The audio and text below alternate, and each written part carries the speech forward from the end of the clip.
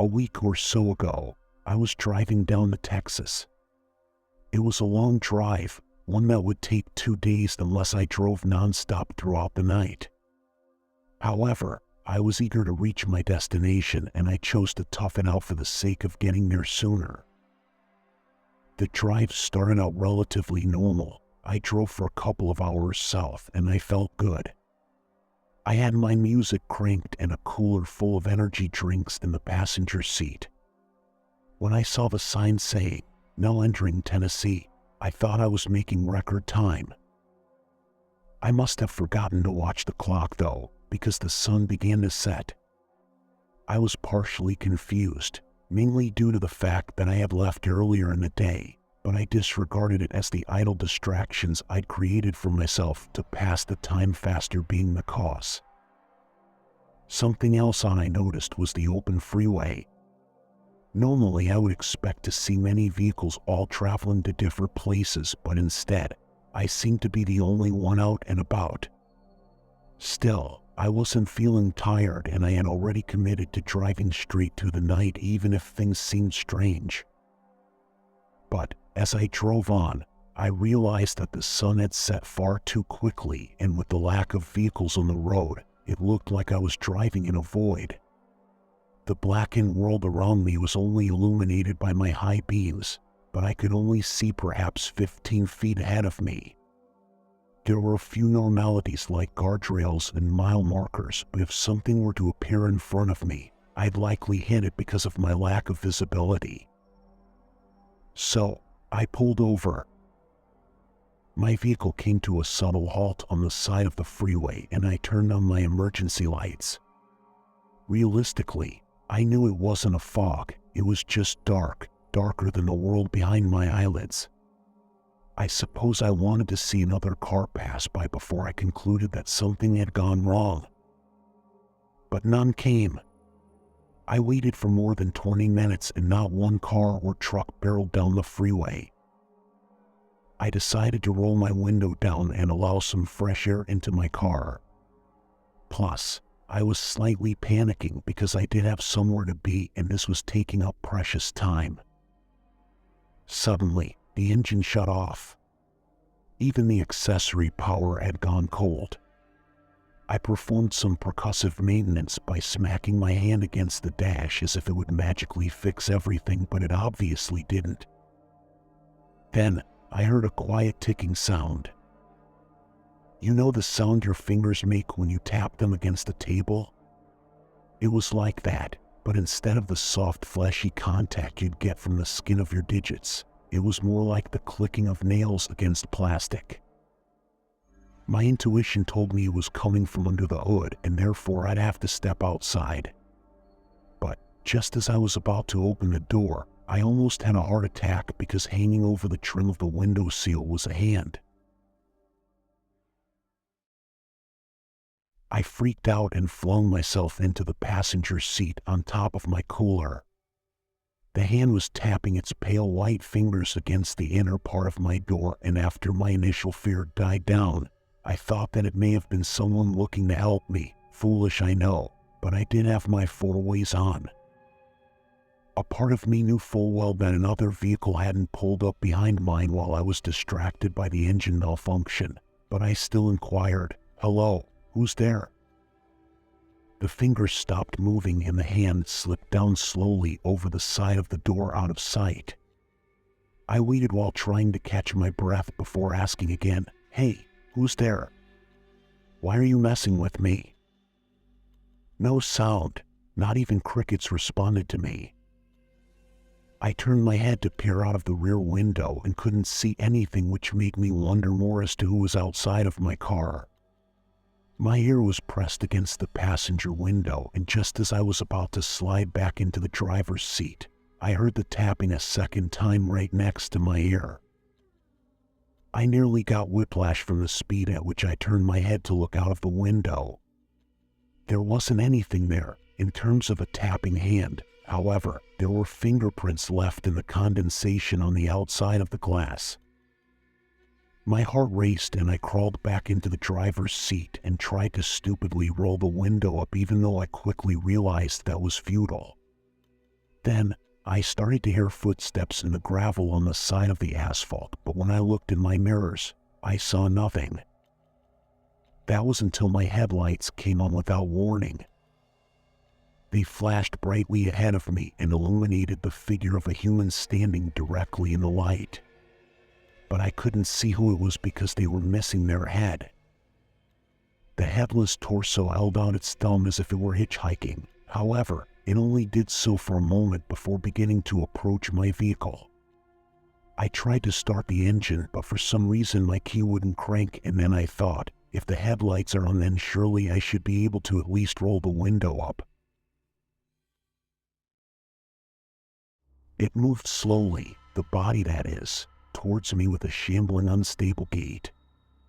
Unfortunately for me, my window wouldn't go up even when fiddling with the key in the ignition. I started to panic and sweat began forming on the palms of my hands. By the time it was at the front corner of the driver's side, I decided I would get out and confront it. As I reached for the door handle and pulled, I found that it wouldn't open. I have one of those stupid pull-up locks that sink into the door, so I wasn't able to grip it and force it up.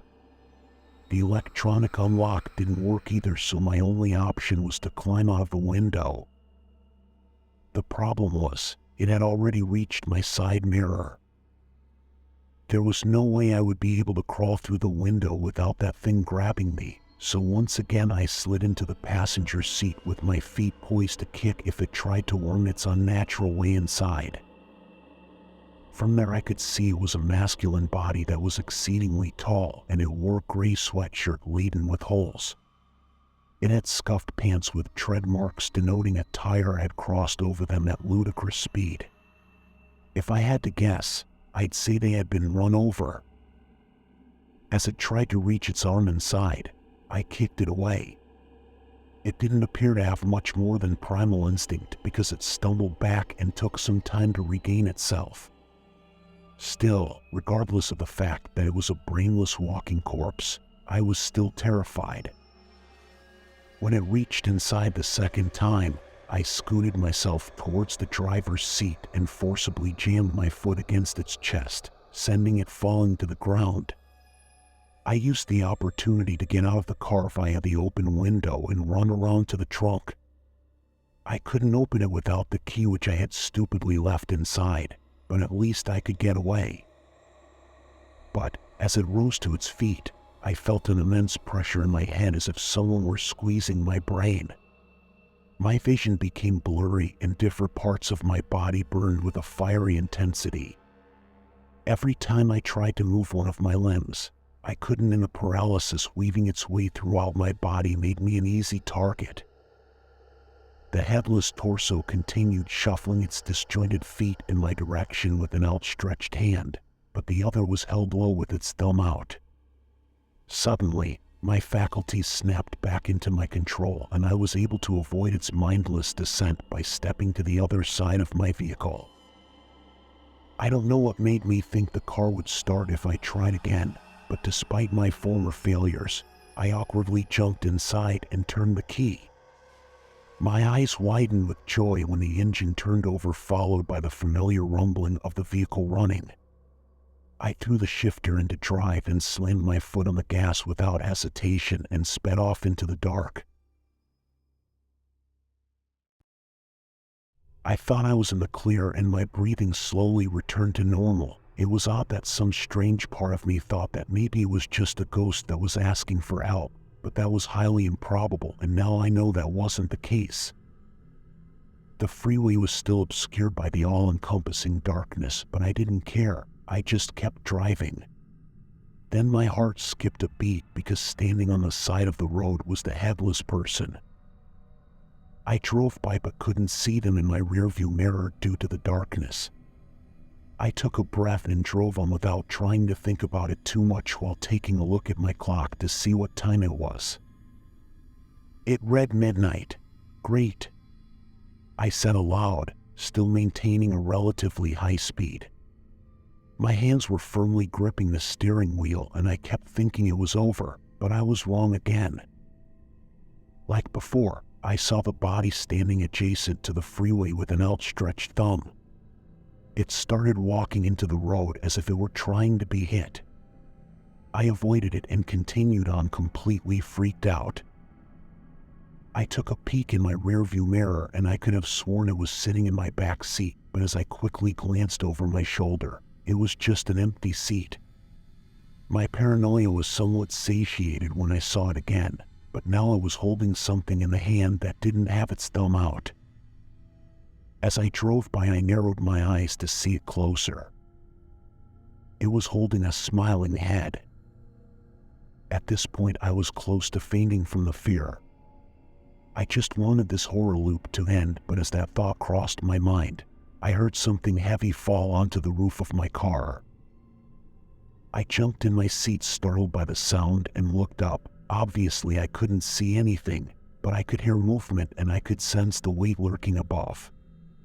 Regrettably, during all the chaos, I had still forgotten to roll the window up, which I admit was entirely my fault, much to my dismay. I say that because the sound suddenly stopped and I thought it was over once again, but when I looked to my left, I was met face to face with the severed head. The body was on the roof, holding the head in my open window. I yelled and it tossed the head inside, and it latched onto my thigh, biting deeply into my muscle.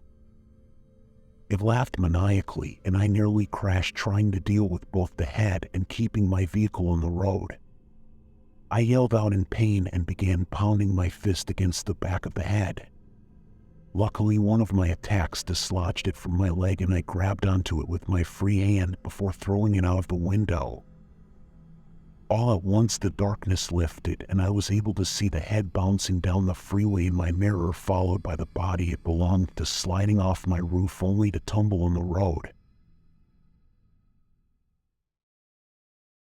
I was breathing so hard I thought I might lose consciousness, and my leg was bleeding pretty badly, but I dared not stop.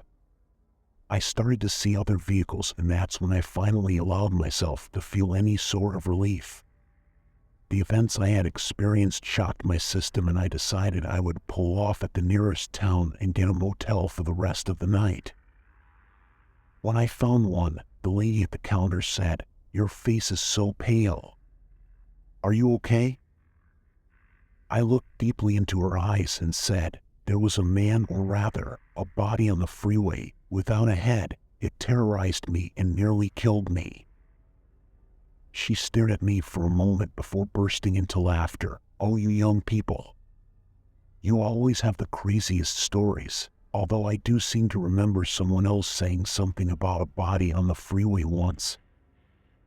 My eyes lit up. "What did they say? What happened to them?" "Well, nothing happened. We called the police, but they found no bodies, nor did they find any evidence of an accident. The person ended up leaving the next morning, and that was that." "Huh?" I uttered softly. I got a room for the night and addressed my wound. It wasn't as bad as I originally thought. It must have been the lighting that made it look worse. I stayed until around early morning and then checked out with barely any sleep. Now I'm telling you to avoid driving down any freeway if you're going to Texas. I mean, I can't say for sure what the catalyst is, but something to do with my specific trip caused me to experience this horrific anomaly, and I just want to warn everyone I can. Although the lady at the counter did say someone else experienced something similar. I just don't know, and it's better to be safe than sorry." What's even worse is that when I was about to get into my car to continue my drive south, I noticed a fresh handprint pressed firmly against the outside of my driver's window. I guess I'll be sticking to day driving from now on.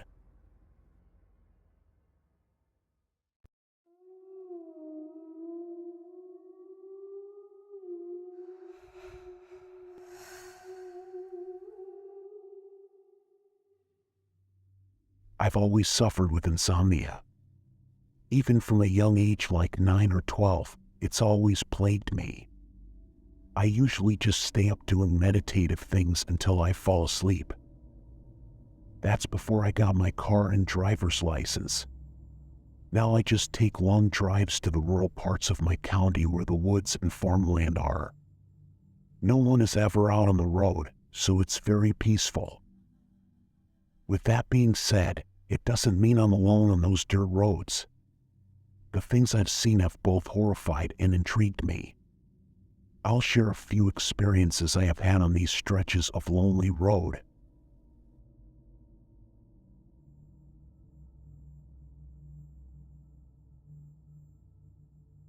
During one of my late-night drives, I went further than I usually do. The road gets older and more overgrown in those parts. It basically leads to a very ancient forest with nothing but tire marks as a road. I'm driving, and all of a sudden I catch something in my headlights.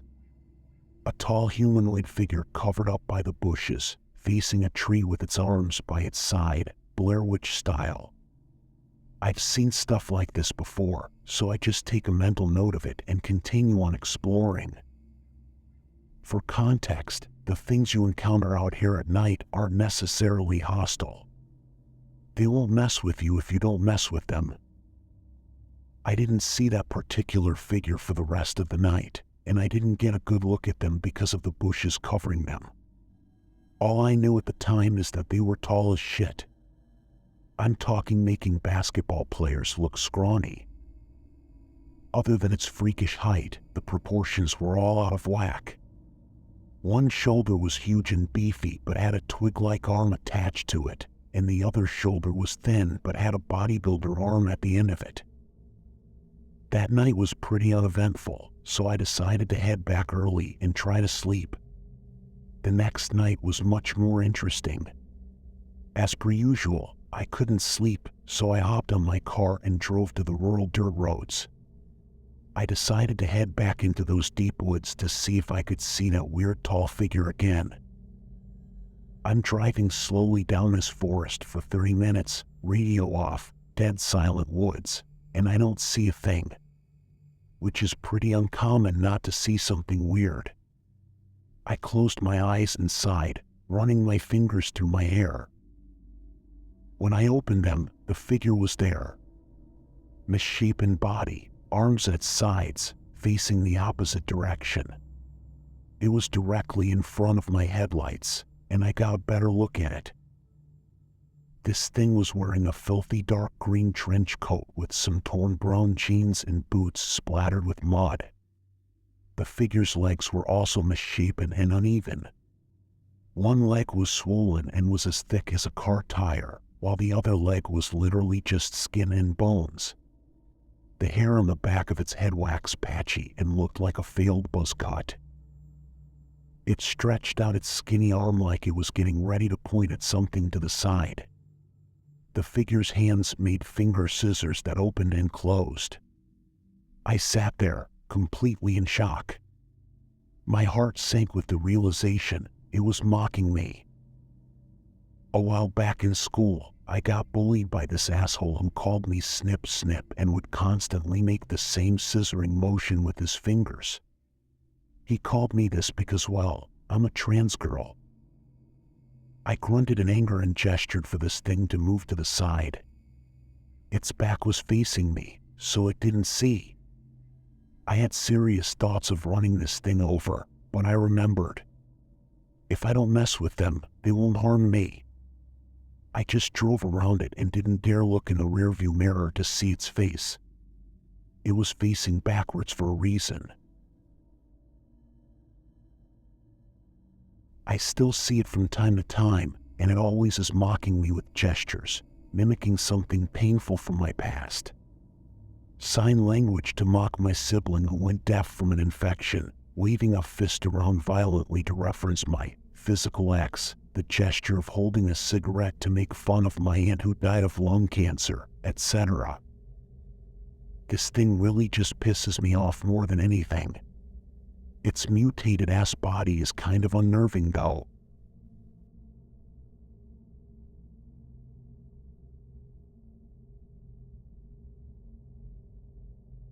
The Eater is a pretty common one to see on those roads at night. My first encounter with it was just like all the other times I see this thing. It's semi-humanoid with pitch-black skin and a very obese frame. It walks on all fours like a gorilla. It has tiny claws for hands. Its face is like a leech with dead, glazed-over eyes on the sides of its neck, and the gross thing has a long tongue. I'll see it early on in my drives. The eater is usually crouched over a corpse of a dead animal with a chunk of the carcass's meat in its tiny hands. The eater just licks the meat with that huge tongue. It just laps up gore and blood. I don't think it hunts, it's more of a scavenger. The eater is very docile and gets kind of curious when I pass by. It doesn't get too close though. Sometimes I'll throw some leftover dinner I have into the tall grasses for it. I still wouldn't touch it if you fucking paid me. Live and let live is what I've learned in these places.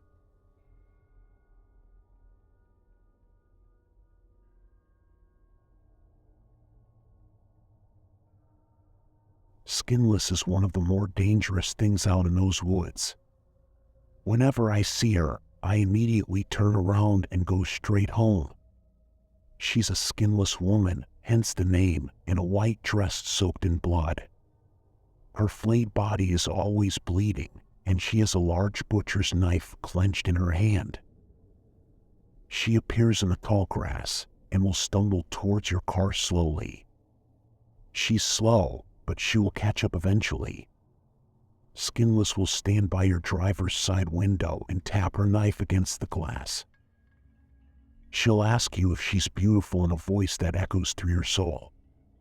It sounds like a much more demonic voice is speaking under hers. If you lock eyes with Skinless, you'll have the uncontrollable urge to gag or throw up. If you do throw up or gag, she'll violently smash your window and try to flay your skin off. I've only had this happen once, and I managed to speed off before she could shatter the window. She kept screaming about how she will skin me alive. If you do basically anything, she'll kill you. I haven't really bothered to try saying yes because it's nearly impossible with the crippling fear and that sick feeling you get in your stomach. Your best option is to just drive away before she catches up.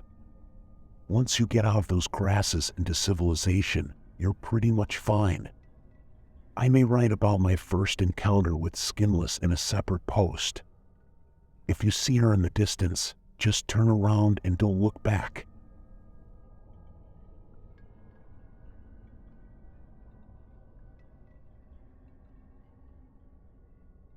This is by far the most dangerous creature I've encountered on my drives. If you see this thing, you better go as fast as you can in the other direction and pray to every single goddamn deity you know. I almost stopped going on drives after I met this thing. Last month I was on a drive that was eerily calm. There was nothing. No wind, no rustling, not even any strange apparitions. I thought it was strange and slowed down slightly while driving, my eyes darting to every corner of the tall grass in the forest. There was absolutely nothing. Skinless usually scares off some other entities and animals, but she only appears once every couple of weeks. This was different. This continued until I reached an old farm at the edge of the tall grass. I usually pull to a crawl and look at the barn. Sometimes there are shadows or a strange ram-like creature that walks by the windows. Nothing walked by the windows. Strangely, the absence of any horrible monster was making me afraid. That's when I saw it. Two huge headlights stabbing my eyes like two suns. I heard the rumbling sputter of a damaged engine. In front of me was a 1940s-style truck painted completely black. A sense of impending death fell over me like a macabre blanket, and I quickly fumbled with the stick shift to put my car in reverse. I nearly floored it as a scream erupted from inside the truck. The scream was not of this world.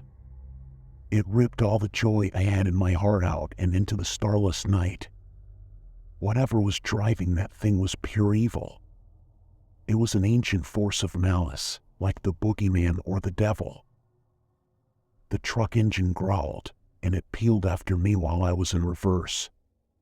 I didn't have time to turn around, or else it would cut me off and crash into me.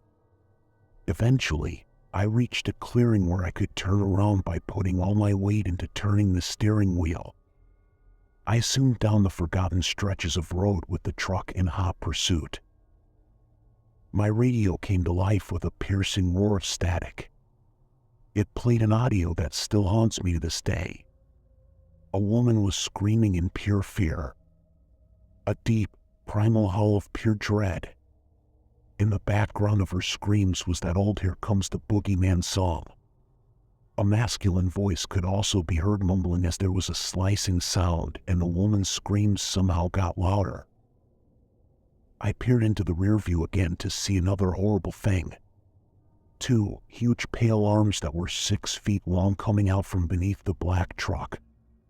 The hands balled into fists and tried to slam on my rear window, but I quickly swerved, almost hitting a tree. These pale arms coming from the truck galloped along the ground, helping it gain speed.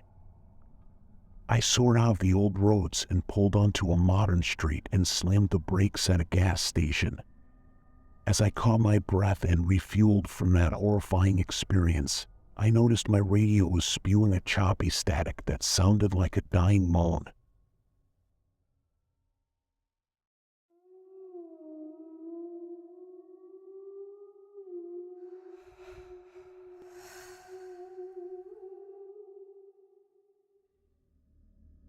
I have trouble going to sleep at night. I won't whine and complain about having false insomnia. I just can't go to sleep at night. Some say I have an anxiety problem, others say I just need to take pills, but I've never gone to a doctor about it. Instead, I just get in my truck and drive around for about an hour at night to relax and unwind. Usually it works, and while expensive, I sleep well through the night with no problems. I live in Lubbock, Texas. For those of you who know the area, you know that once you leave Lubbock, it's several miles in either direction before you reach another town. The highways leading out of Lubbock go through miles of flat nothingness before reaching another town, and even then the towns are so small you could throw a stone across the town and it'd be out before it hits the ground. Driving on Highway 84, it's a long way from Lubbock to Littlefield, the nearest large town to the city. It's a nice drive to make when you're alone. Very calm, quiet, and dark. The kind of drive that almost puts you to sleep behind the wheel. On this particular night, it was a typical cold late January night. I had recently started up classes at Texas Tech again and was feeling a bit stressed. So I do what I always do around midnight when I can't sleep. I grab my keys, throw on a coat, grab a small cup of warm coffee and drive. I took Highway 84 that night as I hadn't driven the road since I had come back from winter break. As I passed Shallow Water, that began the long stretch of open road between Shallow Water and Anton. I was no more than a fourth of the way to Anton when I heard a tap on my passenger window. I figured it was a rock and ignored it. But then I heard it again, and again, and again. 3 distinct taps on my passenger window like someone was trying to get my attention. I turned my head to look out the window. To this day, I wish I hadn't. Staring back at me, with dark black irises, was a man. His face pale, almost gray, sitting in the dead center of the window, smiling. That smile was the most evil thing I have ever seen. He bore all of his teeth in a wide smile. They were pearly white, and not one of them was out of place. His hair was jet black and short, almost like something out of the 1950s. But that smile, the never-ending grin he bore, has been etched into my mind permanently. I jumped and jerked my truck slightly into the other lane before recovering and straightening out again. I had taken my eye off the window, hoping what I had seen was just a hallucination of some kind. I looked back, and he was still there, just smiling at me like he had been waiting to see me. He raised his hand and started waving at me. I turned my head forward and stared straight ahead.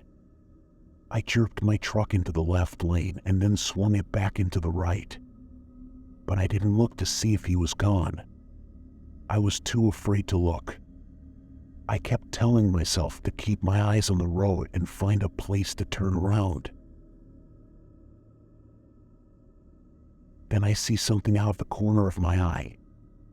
I glance over and it's a man running on all fours, naked. My jaw dropped. I looked at my speedometer. 75. I look back, it's him. Smiling at me again. I floored it and raced away from the guy. I heard him jump into the back of my truck. I checked my rearview mirror and there he is, staring back at me through the mirror, still smiling.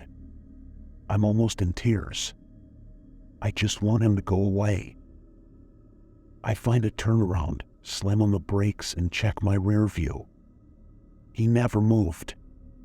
It was like he had no momentum at all. I didn't even look to make the turn. I just did it and hit the gas as soon as I was on the road again.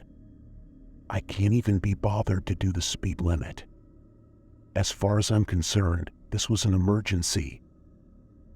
I returned to Lubbock without the thing in my truck.